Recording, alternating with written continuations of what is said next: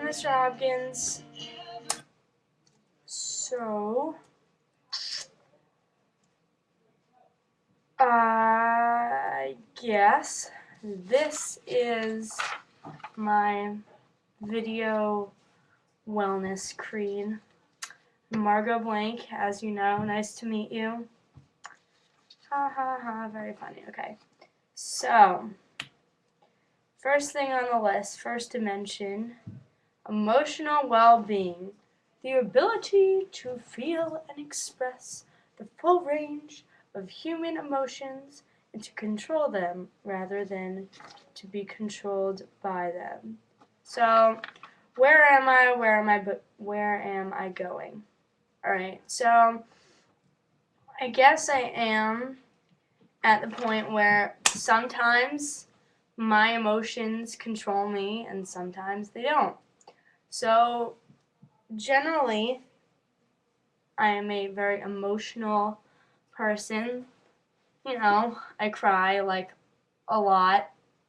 But I mean, I don't see anything wrong with that because I think it's a lot more attractive of a quality than someone who never shows their emotions. And although they may be a very dynamic person, I just think it's fake to not show them and display them and be vulnerable to people because it's like just being fearful of absolutely nothing.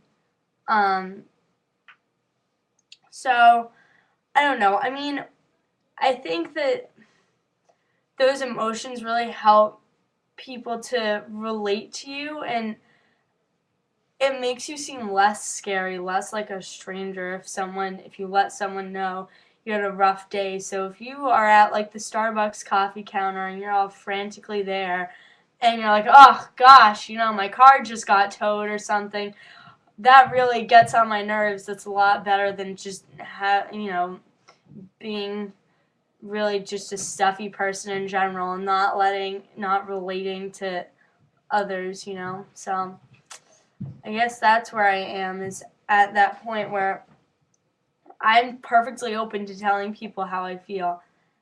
And, I mean, sometimes that's hard to let people know if you're mad at them or something like that, because then you have to confront more too. You have to say, if you are like me and you are emotional and you will tell people, oh, I'm feeling sad today or something.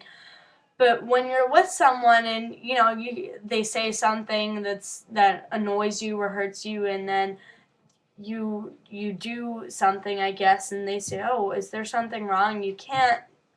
It kind of puts you between a rock and a hard place. You could lie, but then you'd be lying and you wouldn't be open, or you could tell them, and that might get you into a mess, but at least you don't. I don't know. You don't have to. You get to tell them, be honest with them, and then they might tell you how they feel about you, and maybe something better will come of it. It has to. You're telling the truth to each other, right? So, and then being controlled by emotions, that's rough. That's really hard because what'll happen is something bad will happen to you, and obviously you'll be pissed off about it at first. So maybe I'm typing this paper for a class. Luckily, this hasn't happened to me, because if it did, I can assure you I just would never show my face at school again.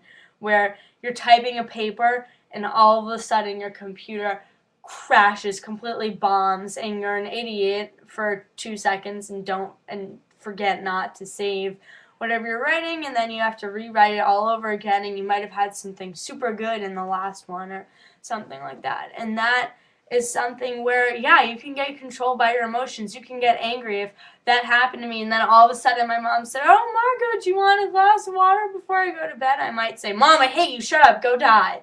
I mean, obviously, she wouldn't take that the wrong way, but it's kind of like, that's a hard blow. I asked you a nice question. I tried to do you a favor, and that's what you do. And it's hard not to project that anger and be controlled by it onto other people.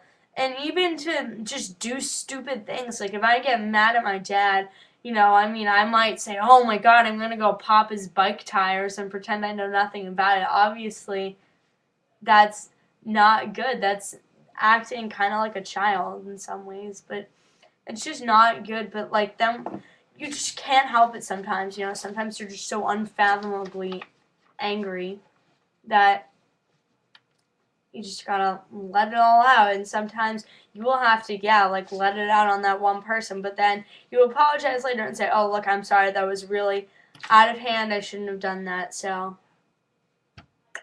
that's the way it is. But where am I going emotionally?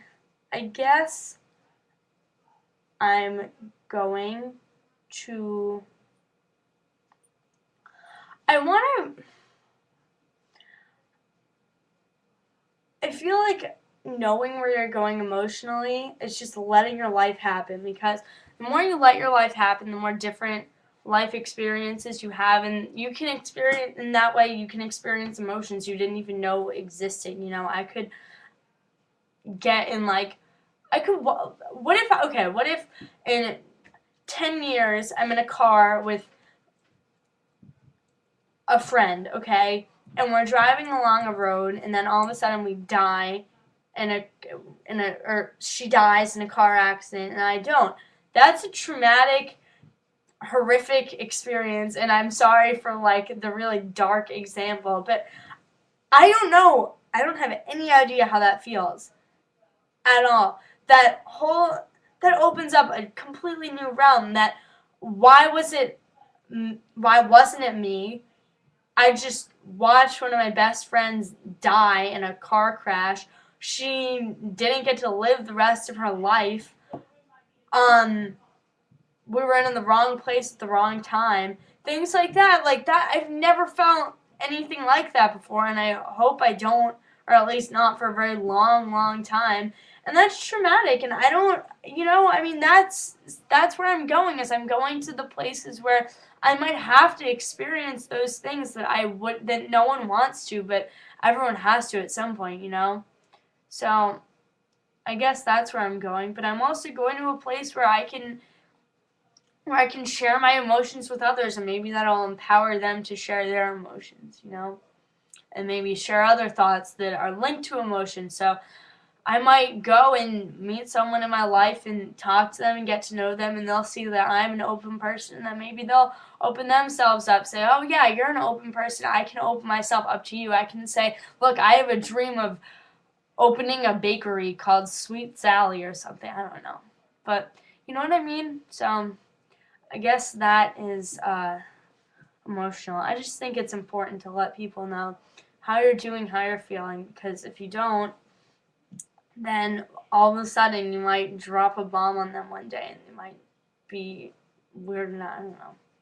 But I just think emotions are important, but emotions are also really fragile, so you have to be careful with what you do. And obviously everyone F's up sometimes, but life is rough, but also emotions can get you great places. You can share emotions with people that you didn't think that, you've never met someone who felt the same way about something as you. And through sharing emotions, you create that new connection. You revitalize that area of your life that you were gonna put to bed forever. Now you don't have to. So that is emotional wellness.